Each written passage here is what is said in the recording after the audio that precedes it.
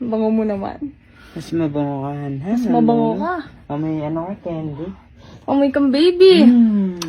Love you. May tatanong ako sa'yo. Ano yun? Kasi, nung last post ko, marami nagsasabi na ginayuma mo daw ako, suotan mo daw ako ng helmet, hindi daw tayo bagay, kasal daw kasi pera lang habol. Pero bago masagutin niya, kiss mo. Ano masasabi mo sa mga ganung tao? Masabi sa mga... At wait lang. Meron pa akong idadagdag. Maghihiwalay daw hanggat wala pang anak. Hindi daw sila naniniwala hanggat wala pa daw tayong baby. Kiss mo na. Kiss mo na. Ano masasabi mo sa mga... Ano masasabi ko sa mga ganong komento? Siguro, yun yung mga taong walang believe sa sarili nila. Kumbaga, wala silang confidence, di ba? So, imbis na sabihin nila... Nagbababa sila ng ibang tao. Imbis na sabihin nila yung ibang tao, atupagin nila yung sarili nila. At meron pa rin nagsasabi na hanggang ngayon na scripted daw tayo. Ano masasabi mo? Ang masasabi ko lang doon sa mga sinasabi nila sa atin, yung masasabi lang, syempre, alam kong pahit ako. Alam kong di ako ganong kagwapuan. Syempre, sino ba naman ako para mag-feeling na pogi, di ba? Pero syempre, binigyan ako ni Lord ng magandang asawa. So, ano na sa akin yun, kumbaga, swerte na ako doon kasi, di ba? Maswerte ako sa'yo. Pahit na nga ako, tapos may asawa pa ako maganda, di ba? Combination, hindi parehas nagwapo at maganda, di ba?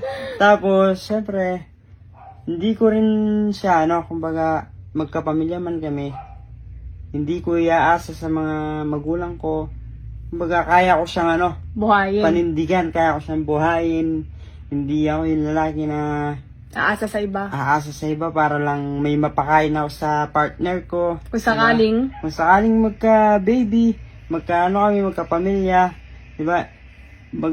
Pag tatrabahoan ko yung ipapakain ko sa kanila. Hindi ako aasa sa mga Ibang magulang tao. ko, di ba? Yun yung, eto yung hindi naiintindihan ng iba. Diba na, akala nila lahat based sa itsura, base sa pera, diba? Kasi hindi ka naman nila kilala. Yes. At hindi nila naiintindihan kung ano yung meron tayo. Hindi nila nauunawaan na malalim yung pinagsamahan natin. At meron pang nagsabi na masyadong maikli pa daw yung 5 years. Siguro sa iba, 'di ba? Na hindi siguro para sa inyo na sobrang tatagal na, pero sa amin, para sa dinami-dami ng dinaanan naming pagsubok, bukod pa yung mga panlalait ng mga ibang tao, hindi maikli yung 5 taon. Hindi nakaka-proud na yun para diba, sa akin. Dapat talaga kung mahal mo talaga yung isang tao, isang babae, hindi mo na patatagalin di ba? Hindi mo na patatagalin na hindi mo pa siya dalhin sa simbahan. Hanggat maaga. Yun nga, eto nga. Hanggat maaga pa ka, ay dapat dalhin sa simbahan. Kaya naman isasama kayo, di ba? Si Lord, nakikita niya kayo, hindi pa kayo, kasal. Meron naman akong balik sa mga basher namin. Ito lang ang masasabi ko. Kayong mga lalaki, madalas mga lalaki pa ang basher ko, ang basher ni Mariano G. Kasi nga siguro, hindi nyo nararanasan yung ganito, no?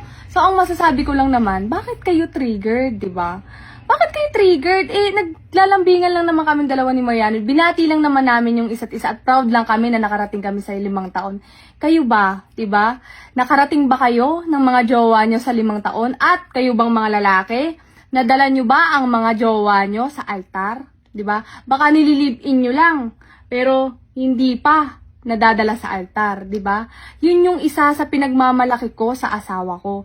Kasi, alam niyo yun, hindi niya lang ako pinanatiling live-in partner, hindi niya lang ako pinanatiling girlfriend niya. Binigyan niya ako ng titulo na maging asawa niya. So sana, kayo, bago kayo mambash, diba, tignan niyo muna mga sarili niyo, diba, kung perfect kayo. Kung hindi naman kayo perfect, shut up na lang, diba? Kasi maging masaya tayo para sa ibang tao, lalo na't hindi naman tayo tinatapakan at wala namang ginagawang masama sa atin. Naglalambingan lang kami, di ba, kung ano-ano ng mga sinabi, nakakadiri daw, hindi bagay, nakakasuya, nakakabwisit, di ba? So, kayong mga lalaki, di ba, bago kayo mamintas ng ibang tao, kahit hindi ba lalaki, kahit babae, na mga nagsasalita ng di maganda. Tumingin muna kayo sa sarili nyo kung perpekto kayo, di ba? Hindi yung parang magsasalita kayo na parang wala kayong kapintasan sa mga sarili ninyo. Hindi maganda yon. Maging masaya lang tayo para sa ibang tao, di ba, Han, no? Mm-mm. Kasi ganun lang tayo eh. Forever and together.